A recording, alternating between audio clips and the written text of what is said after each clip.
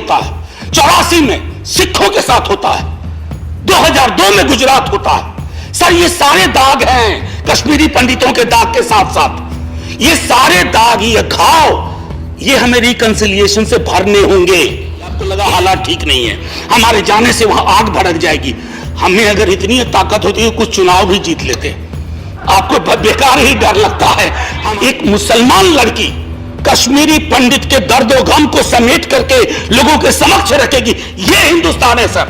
और हमें बता रहे हैं लोग, सर कश्मीर में एक मेन स्ट्रीम हुआ करता था, मेन स्ट्रीम 370, मैंने कहा ना इतिहास मूल्यांकन करेगा, लेकिन उस मेन स्ट्रीम का जिबा कर दिया गया, कत्ल हो गया।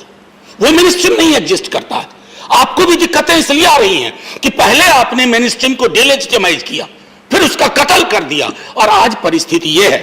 मैं आपको बताऊं, इस किताब का मैंने पहले भी जिक्र किया था। एक सिपाही कहता है कश्मीर का कि एक मिनट, वो कहता है और बहुत पीड़ा से कहता है, वो कहता है कि हाँ, हम ना तो अपनों के हो सके और ना ही हम पर भारत के उच्च अधिकारियों को भरोसा। ये जो भरोसे का सूचकांक कश्मीर में खत्म हुआ, ये चिंता का विषय है। मैं नहीं समझता हूं कि आपके लिए चिंता का विषय नहीं होगा, लेकिन आपकी चिंता की लकीरें आपके माथे पर शिकन बन के नहीं घूम रही हैं। ये हमारे लिए चिंता का विषय है। सर एक और, मैं खैर उस पर बाद में आऊंगा, 1-2 मिनट ज्यादा वक्त ले सकता हूं, इसलिए पहले सर प्रतिनिधित्व और लोकतंत्र के बारे में मेरे बहुत सारे मित्र, हमारे अभी प्रोफेसर रामगोपाल जी ने खुद कहा। सर ये बहुत अजीब सा लगता है, पीड़ा देता है कि इस हाउस में इस वक्त कश्मीर का कोई नहीं है। ऐसा नहीं कि पहली बार ऐसा हुआ है, 90 के दशक में भी 6 वर्षों तक कोई प्रतिनिधित्व नहीं था। 90 के दशक बहुत डरावना दशक था, मैं उस पर बाद में आऊंगा। लेकिन यह मैं समझता हूं कि फौरी तौर पर सरकार को पहल करनी चाहिए। डिलिमिटेशन के बारे में जो मेरी आशंकाएं थी वो रामगोपाल जी ने व्यक्त कर दी है, मैं उसको दोहराऊंगा नहीं।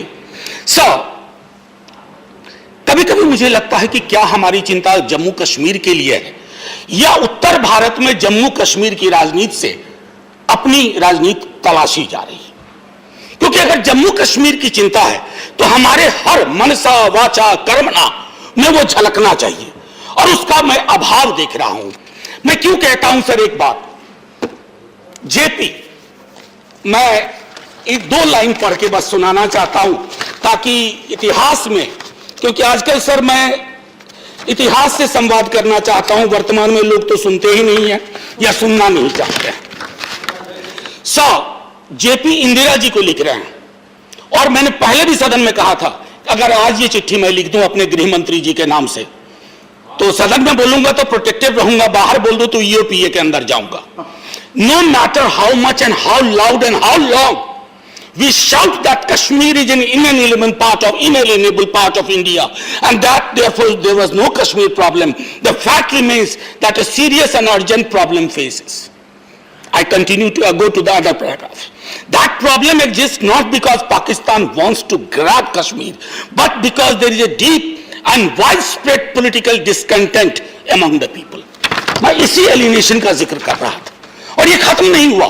मैं ये नहीं कहता हूं आपने पैदा किया, लेकिन उस पैदा हुए शिशु को आपने भी उसका पोषण किया, और वो एलिनेशन का एक स्केल इतना बड़ा हो गया है कि सर मुश्किल बढ़ती जा रही है।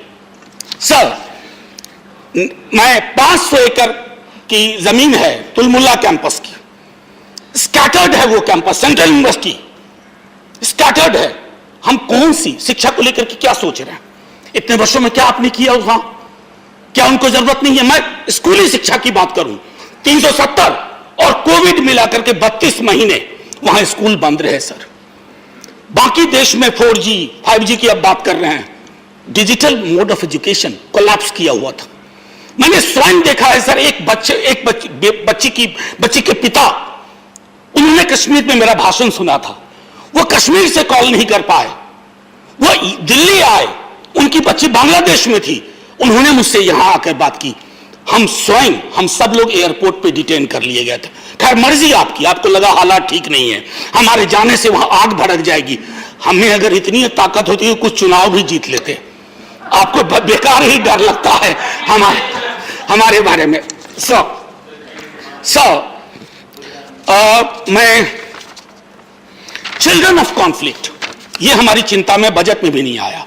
उनके मनोविज्ञान पे मेरी अभी एक स्टूडेंट ने काम किया है। और इससे पहले कि सर मैं चलते चलते कुछ और बात कहूं, सर इन दिनों एक फिल्म की बहुत चर्चा है। मेरा व्यक्तिगत तौर पे कोई विरोध नहीं है कि कोई भी एक्सपीरियंस, पेनफुल एक्सपीरियंस डॉक्यूमेंट। मैंने खुद देखी है वो फिल्म, मैंने परजानियां भी देखी है, मैंने राम के नाम भी देखी है, मैंने ट्रायम्फ ऑफ विल देखी है जो लेनी रेफेंसल ने बनाई थी जर्मनी में। मैं सिर्फ इतना कहना चाहता हूं सर, इस देश के भारत माता की छाती पे बहुत दाग है। 47 का तमस डॉक्यूमेंट करता है सर, उसके बाद 83 में नल्ली होता है, 84 में सिखों के साथ होता है, 2002 में गुजरात होता है। सर ये सारे दाग हैं कश्मीरी पंडितों के दाग के साथ साथ, ये सारे दाग, ये घाव, ये हमें रिकंसिलिएशन से भरने होंगे। एक घाव और दूसरे घाव के बीच में तेजाब डाल करके आप कुछ नहीं हासिल करेंगे। भारत माता और लहूलुहान होगी, और जब लहूलुहान होगी ना सर, तो कुछ भी नहीं बचेगा, क्योंकि वोट की फसल का भी एक थ्रेशोल्ड वैल्यू है। आप सर अनिल भाई, मैंने टोका नहीं था, बस कुछ 2-3 बातें कह के बैठ जाऊंगा, आप चिंता ना करें प्लीज। सर एक टर्म है, मैंने कहा ना कि हाफ वीडो, मैं नहीं जानता हूं कितने सत्ता पक्ष के हमारे लोग, ये हाफ वीडो पूरे देश में प्रयोग नहीं होता। ये हाफ वीडो, ये कश्मीर की हकीकत है। ये हाफ वीडो कौन है? APDP, association of parents of disappeared persons. ये टर्म पूरे भारत में उपयोग नहीं होता है, कश्मीर में होता है। मैं इसलिए कह रहा हूं कि मेरी चिंता को, मेरी आलोचना को अपनी वैचारिक आलोचना मत समझिए। मैं कल सदन में नहीं रहूंगा, आप में से भी कई लोग नहीं रहेंगे, लेकिन कश्मीर होगा, कश्मीरियत होगी, इंसानियत होगी, क्योंकि अटल जी से ज्यादा कोई नहीं जानता था।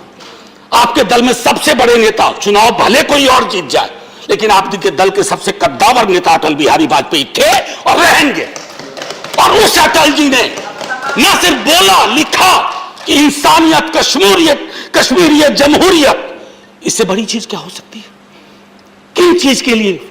For how many gold coins? We are losing that plot. That concerns me.